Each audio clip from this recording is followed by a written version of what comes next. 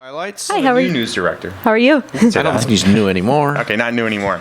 So, all right. So, what's going on in the SCV? Well, we've had some pretty big stories over the past week, but one of the biggest was that several credible sources have told us, though who also want to remain anonymous, that a Canyon High School teacher who was suspended last October allegedly had an undisclosed relationship with a female student. No. Yeah. The sources confirmed Mike Motherspaugh was suspended in October for the alleged relationship. However, the date or the duration of has not been disclosed. In addition to teaching, he was also the ASB director at Canyon High School. And the student, whose name wasn't disclosed, is now 18 and has since graduated from Canyon High School. But neither of them were available to be reached for comment yesterday, and officials with the Hart School District have said they are not going to make a comment about it. So this happened in October? It did, yes. Why is it just coming to light now? Several sources have reached out to us saying, and it's finally coming back into light about why. The Can question you though is, disclose your source? I'm sorry? of course I can. Doug, No, we stop. cannot. There are some questions that need to be answered. I think course. Is the guy going to go back and teach at Canyon? How can he? Is he going to be reprimanded? How is he going to be reprimanded? I mean, how much proof do they have? And then what a mess. Yeah, and of course we don't have much information at this time, but we will update it as we know more. It's going to be sticky. It's going to be sticky. What if so even if she was 18 at the time?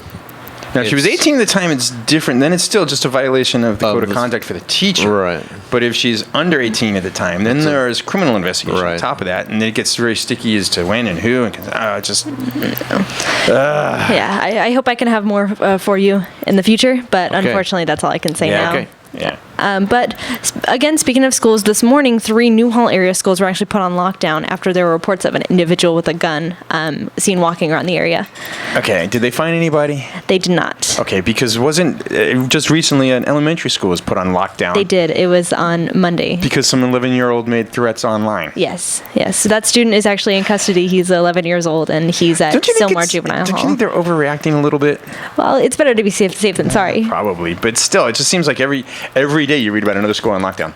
But did they put the elementary school with 11-year-old threat on lockdown? On They did. lockdown. 11-year-old. 11-year-old making threats online. Yeah, that 11-year-old, he was about an hour and a half away from the school, and they got him in custody, and that's when the lockdown was taken off. But I will admit, when I was in 6th grade, I remember thinking, wow, it'd be cool if the school burned down. Today, they would put that school on lockdown. Of course, I probably, probably deserved it, but okay, fine. Whatever. Yeah, I don't know. Maybe I'm overreacting. Maybe they're overreacting. Somebody here is overreacting. I'm not sure who. It's not me. That lockdown. Not you, Doug. You haven't said a word in the last couple minutes. You want to participate in the show? No, I got a text. Oh, okay, go ahead. Is it something important? Yeah. Blue or red? It's Brandon. Blue or purple? Anyway, sorry, Heather. No problem. The man with the gun, no one was ever found, but the lockdown was at Newhall Elementary, Placerita Junior High, and Hart High School right here in Newhall. Now, do we think, is it just somebody called the school office and said, I just saw a guy with a gun, and that's what they went by? Well, there was someone reportedly saw 2 Hispanic men waving around a firearm. Okay, now here's my point. You ready? Around 16th Street. Now, yes, it is better safe than sorry, but it's like the boy who cried wolf. You keep putting all the schools on lockdown, on lockdown, on lockdown, on lockdown. They're constantly on lockdown. And what happens? When they really need to be on lockdown, they'll be like, oh, yeah, right, sure. So there you go. And apparently, I have a source. The guy didn't have a gun. He had a wrench. But better be safe than sorry, right? Is that a joke? No, I have a legitimate source who one of our listeners just texted in and said the guy actually didn't have a gun, he had a wrench. I'm sorry, I don't mean to laugh. Go ahead. Yeah, no problem. But on a happier note in education as well, I got the chance to go to Pico Canyon Elementary School this morning to participate in the Principal for a Day program, actually. Really? Yes. That's got to be cool. I would have loved to have been principal for the day. Hey guys, take the day off. See ya. We're out. But it wasn't just Pico that participated, however. There were 60 attendees that had the opportunity at over 50 schools across our valley. The program, it's put on by the Santa Clarita Valley Education Foundation, and it gave attendees a chance to look behind the scenes at education, including like day-to-day operations and the challenges of teachers, administrators, and principals face. And dealing with students like them. Yeah, as well as the rewards of being an educator. So. Which would be... It's a thankless job. It really is. Yes. That's. Is that why they all retire so early? Probably because they can. Yeah. But they get burned out. Yeah. For good reason. It's got to be tough. Yeah, this year was the 24th year for the program, and it was themed Connecting the Community. So how was your experience? It was great. It was really great. I got to I didn't so much speak with the principal to say I was more with the Education Foundation to see how it benefits the schools, not just Pico Canyon. It's a major fundraiser for the Right. SCV Education Foundation. Did you get the sense it's a stressful job? Oh yes, absolutely. The program brings in almost $20,000 every year, and it goes right back to the schools in our valley. Yeah, that's a what good a great program. Yeah, it's a very good Great program. idea. The story isn't quite up on our website yet, but it will be up shortly on hometownstation.com. So we got the exclusive right here on the You Gazette did, Radio yes. Hour? Yes. Are you happy now, Doug? Yeah. Okay. Doug's happy. That's all that matters. It's all about me. But All right. It is all about Doug. but on another note, have you guys noticed an increase in your gas bill? Yes. You have. At the office and at home. How much was an increase? Significant? Or- I felt $50 on the house. Wow. I felt that. Well, a lot of residents have said the same thing, Yeah, yeah. and some are even questioning if it has anything to do with the Porter Ranch gas leak. But SoCal gas officials say the incident is not related. Of course they said that. Yeah, and it's simply a reflection of a significantly colder winter than the past years. Oh, come on. Yeah, I don't know. Boy, We've if I had were a few days where it if I was were a news cold. director, I would compare the average temperatures from last year to this year to see whether they're actually telling the truth and maybe dig a little deeper, because I think they're stockpiling money to pay out. I know people who are affected by that, and they were told they could move out of their house and the gas company would pay for their temporary living arrangements. And guess where they're staying? Beverly Hills in a suite. Yeah, I'm sure they're stockpiling money. That's just my opinion. Yeah, the gas company did say if customers did need help paying with the bills with the increases, can work out payment plans. Yeah. But we spoke with some residents, and some of their gas bills are as high as 7 times more than it was last year Now at the same time. Yeah, that doesn't seem right. Yeah. It's not 7 times colder. I'm sorry, folks. I'm not buying it. Yeah, there's- Now, I had in the Pat Wills with Edison where they misread the meter. But I don't know that could be this widespread. This is everybody go this nutso about it. And And they're building a war chest. And it's not just in Santa Clarita either. Yeah. Other residents in other counties are also seeing the same thing. They're building a war chest. You heard it here first. They're going to have to pay attorney's fees, too. Oh, you want in on that, don't you? Oh, not at all. I know, like I said, the people I know down there are getting inundated with attorney calls, their mail every day. And some of these are attorneys that I deal with on doing stuff that I do. They're getting inundated with requests for representation. Oh my gosh, it's going to cost them millions and millions, probably billions and billions with B's, not M's. All right. Anything else for us, Heather? No, that's everything All right. I have for you That today. was Heather's highlights, everybody. Thank you for having me. Work on that theme song. Of course. We need a theme song for her. Yeah. Doug's thinking. How about the song from Mary Tyler Moore Show? Okay. All right. You've been listening to Gazette. Wow. Now, okay. You watched the debate last night, Doug. Now we've got our own little issue. Not in Santa Clarita. Well, yeah. There's always something. It's either Chloride billboards. billboards. There's all kinds of stuff. Cemex. There's all kinds of stuff. But the big one coming up soon is the revitalization. I won't say redevelopment because that's a bad R word. The revitalization of downtown or downtown Newhall, and how do we do that? Or first of all, do we do that? How do we do that? Why do we do that? And do we do it the way that everybody's thinking we should do it? And for our listeners that aren't aware of the situation, the Langley Theatre, which is, they call it an art house theater. Art house They theater. They have, it's 6 screens. It's proposed downtown Newhall. And what's the catch, though, John? Well, no, it's mixed use. It's the theater. It's some residential. Okay. It's some parking structures. Complete revitalization of downtown. The catch, okay, is the city's going to invest into Lemley about $3.4 million, I think is what I read the other day. Right. As a subsidy. As aside from the parking. The city is also going to build parking. Now, this is where it gets a little confusing because they're building parking based upon a redevelopment plan. Now, the redevelopment plan was with regard to the redevelopment agency that doesn't exist anymore. So there's a plan, but it's not really a plan that could come to fruition, but we're still going to do that. And I will admit that parking downtown Newhall is horrible, and they should do something about it. And I don't have too much of a problem with that. We've had both sides on. We had Councilman Boyson on and Mayor Keller on, and they both presented decent arguments. And I think in our show prep when we were talking about it today, Doug, I think I kind of opened your mind a little bit to understanding why a city would invest money in a for-profit All right. corporation. Well, we have two guests on. Let's get their input. They're both friends of the show, right? Do we have friends? Well, they know the show. Could we? You know what we should do? We could have them pay to be friends of the show. Are you guys interested in that? Sure, why not? $10, you could be considered a friend of the show. We have with us Mr. Kevin Korenthal and announced candidate for City Council, Alan Ferdman. Gentlemen, are you both with us? Yes, we are. Okay. All right. So Kevin, you're definitely in favor of this, right? Oh, yeah, I am in favor, yes. Okay. Is it just because you like independent movies? No, in fact, going to independent movies is actually a relatively new hobby for me. I like a lot of people, I had only been exposed most of my life to first-run blockbuster movies at the originally what would have been the Mann Theater here in Santa Clarita, and then eventually moving on to Edwards. But some friends of mine that I have made in recent years encouraged me, much to my resistance, to go and see a couple of movies that are actually going to be considered for this coming year's Academy Awards in categories you probably won't see on the main broadcast of the Academy Awards. But I'll tell you where my support comes from. Mm-hmm. While I was working on the Newhall Redevelopment Committee, which, as you guys kind of sort of went into, is there used to be a tax increment of tax that was developed here in Santa Clarita, sent to Sacramento, and then for development for a specific redevelopment area, it was put back here in Santa Clarita.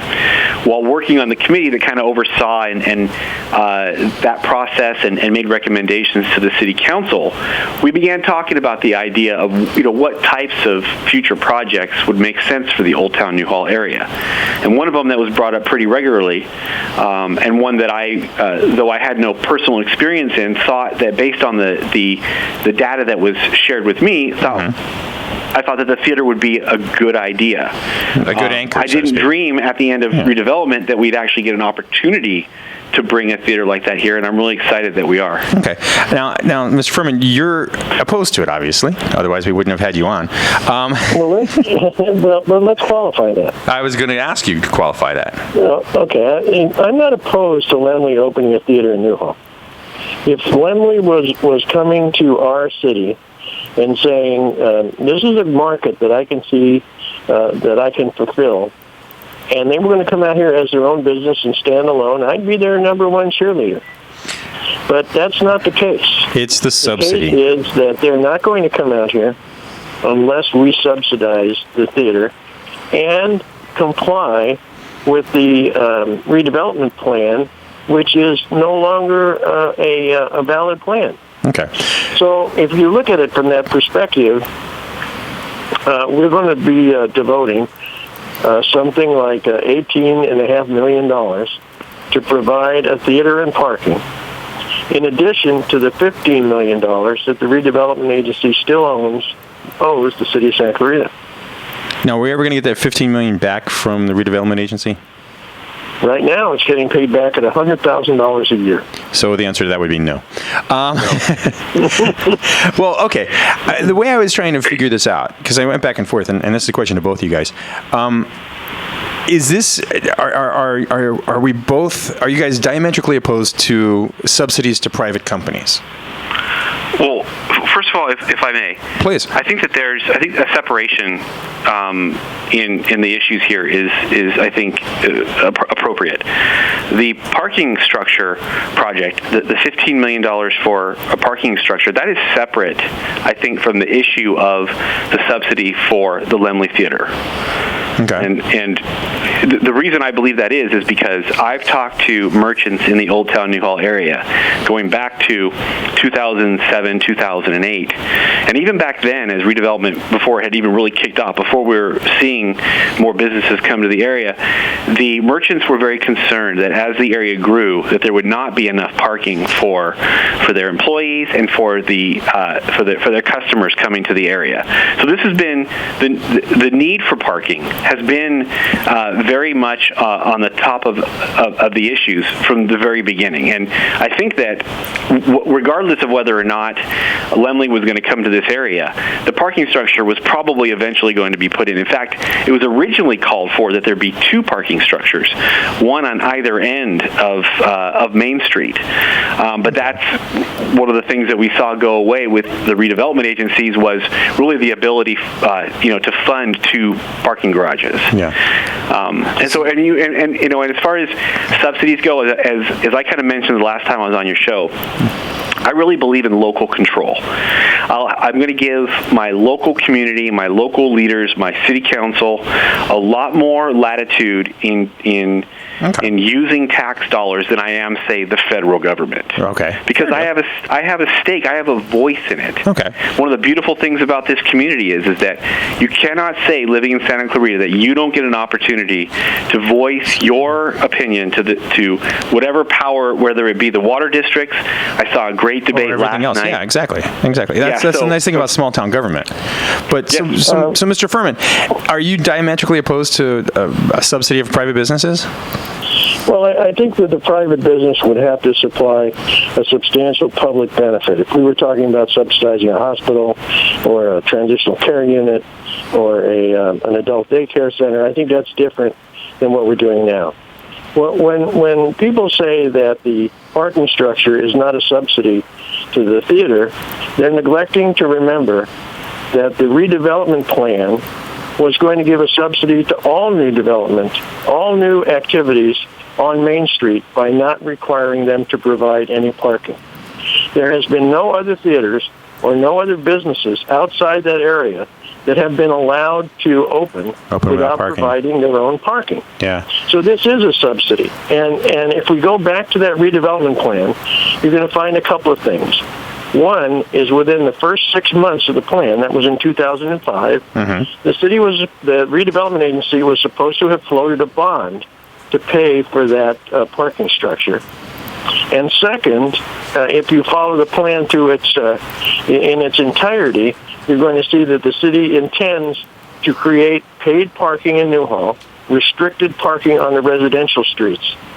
So there is a parking problem in Newhall, and we need to address it in not an emotional way, but in a realistic way. I think that redevelopment plan needs to be revisited and relooked at under the guise of how much money we're going to be able to spend today. Well, the parking structure is going to be built and used by all of the merchants and all of the people who come to Old Town to use the businesses out there.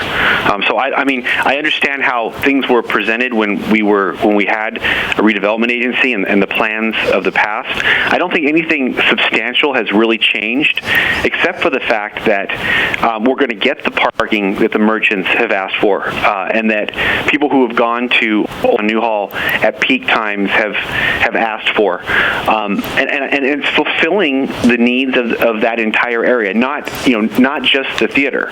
And as Alan pointed out, the theater could have been built separately without a parking structure being put in, but it made sense to use that particular very large block of property to do not only the act of putting an anchor business in there that's going to attract foot traffic to Old Town Newhall, but provide the necessary infrastructure, meaning parking for those people who will come there by vehicle. All right, and let me ask this question, because this is something that, both of you guys have seen the redevelopment plan.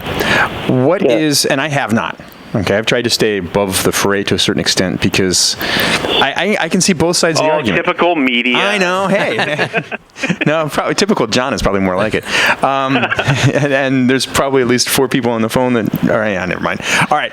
The question is, wouldn't it make sense to start from the beginning? What do we envision for downtown Newhall? Is it going to be a city center?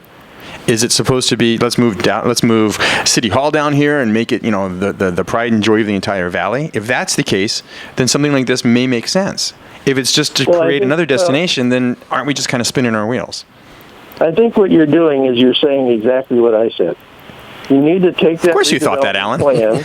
You need to take that redevelopment plan, and you need to look at it and modify it based upon the conditions today, not the conditions in 2005 when we had another funding source.